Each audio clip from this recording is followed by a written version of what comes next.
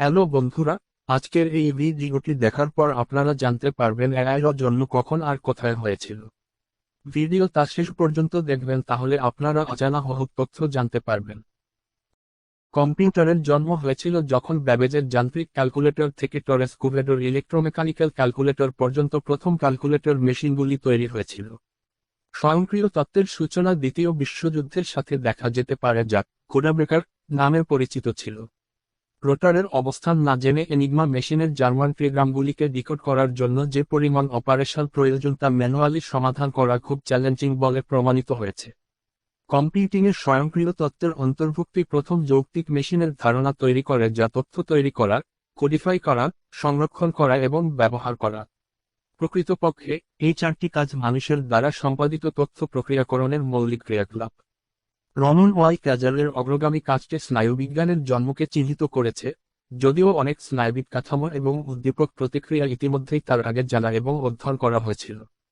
ইতিহাসের প্রথমবারের মতো নিউরন ধারণাটি প্রস্তাব করা হয়েছিল। ম্যাকোক্রোলজ এবং পিক্স অটোমেটা তত্ত্ব এবং নিউরোসায়েন্সের মধ্যে আরও একটি সংযোগ গড়ে তোলেন। প্রথম কৃত্রিম নিউরনের প্রস্তাব করেন, যা কয়েক বছর পরে প্রথম গণনামূলক বুদ্ধিমত্তা অ্যালগরিদমের জন্ম দেয়, যার নাম পারসেপ্ট্রন।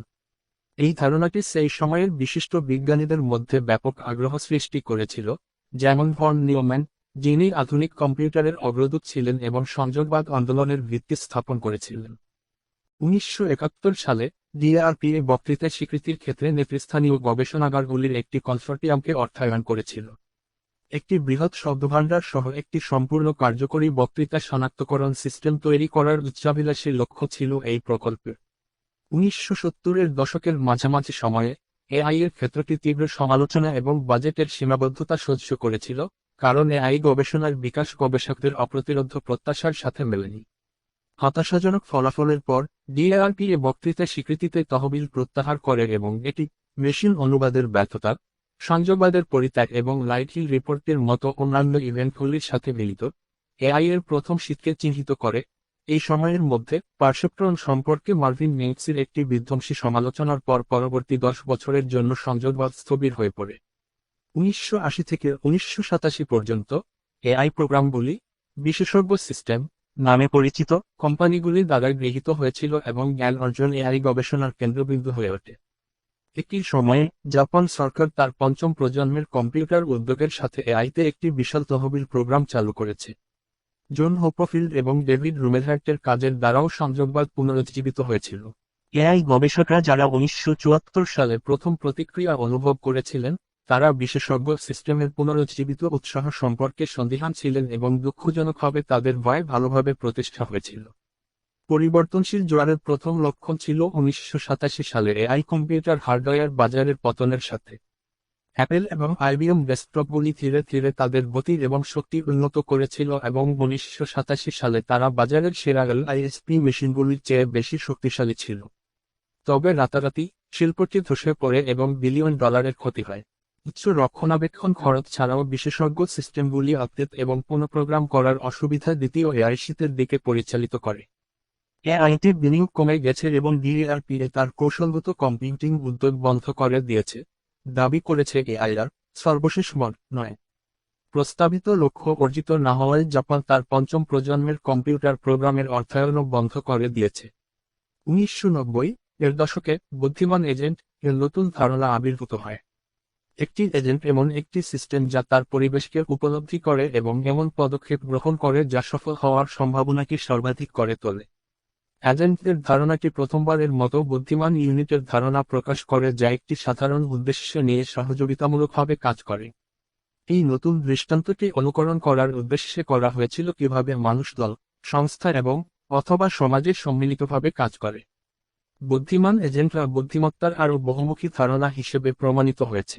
1990-এর দশকের শেষের দিকে সিদ্ধান্তের অনিশ্চয়তা মোকাবেলা করার জন্য সম্ভাব্যতাবাদী, ঘন ঘন এবং সম্ভাবনাবাদী ফজি লজিক পদ্ধতি সহ বিভিন্ন দৃষ্টিকোণ থেকে পরিসংখ্যানগত শিক্ষার মতো ক্ষেত্রগুলিকে এআই এর সাথে যুক্ত করা হয়েছিল।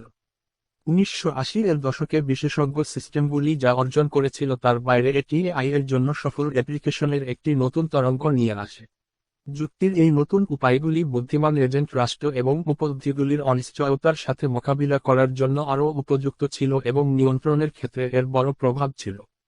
এই সময়ে ফাজি লজিক দ্বারা নিয়ন্ত্রিত উচ্চ গতির ট্রেনগুলি অন্যান্য অনেক শিল্প অ্যাপ্লিকেশনের মতোই তৈরি করা হয়েছিল, যেমন কারখানার ভালভ, গ্যাস এবং পেট্রোল ট্যাঙ্কের নজরদারি, স্বয়ংক্রিয় গিয়ার ট্রান্সমিশন সিস্টেম এবং পাওয়ার প্ল্যান্টের চুল্লি নিয়ন্ত্রণ, পাশাপাশি উন্নত গৃহস্থালী যন্ত্রপাতি বুদ্ধিমত্তার মাত্রা, যেমন air conditioner, heating system, cooker এবং ভ্যাকুয়াম ক্লিনার। এগুলি 1980-এর দশকে বিশেষজ্ঞ সিস্টেমের থেকে আলাদা ছিল, কাজের জন্য অনুমান পদ্ধতির মডেলিং শেখার মাধ্যমে অর্জিত মেশিন লার্নিং ক্ষেত্রের জন্ম দিয়েছে।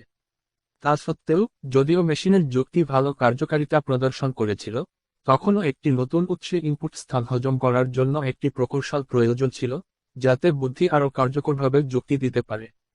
2000 সাল থেকে ইন্টারনেট এবং মোবাইল যোগাযোগের দ্রুত গ্রহণের দ্বারা চালিত বিগ ডেটার ভোরের সাথে সংযোগবাদ দৃষ্টান্তের তৃতীয় নবজাগরণ ঘটে। নিউরাল নেটওয়ার্কগুলিকে আরও একবার বিবেচনা করা হয়েছিল, বিশেষ করে তারা যে ভূমিকা পালন করেছিল সেগুলি উপলব্ধিমূলক বুদ্ধিমত্তা বৃদ্ধিতে এবং বৈশিষ্ট্য প্রকৌশলের প্রয়োজনীয়তা দূর করতে। ভিজুয়াল প্যাটার্ন স্বীকৃতি সহ আরও জটিল কাজ সম্পাদনে বুদ্ধিমান এজেন্ট এবং রোবটের ক্ষমতা বৃদ্ধি, ভিজুয়াল উপলব্ধি উন্নত করার কম্পিউটার দৃষ্টিতেও দুর্দান্ত অগ্রগতি হয়েছে। এই সবগুলি নতুন এআই চ্যালেঞ্জের পথ প্রশস্ত করেছে, যেমন বক্তৃতা স্বীকৃতি, প্রাকৃতিক ভাষা প্রক্রিয়াকরণ এবং স্বচালিত গাড়ি। এআই এর ইতিহাসে গুরুত্বপূর্ণ হাইলাইটের একটি টাইমলাইন স্ক্রিনে দেখানো হয়েছে। ভিডিওটা ভালো লাগলে অবশ্যই লাইক দিবেন আর আমার এই নতুন চ্যানেলটি সাবস্ক্রাইব করে দিবেন। ধন্যবাদ।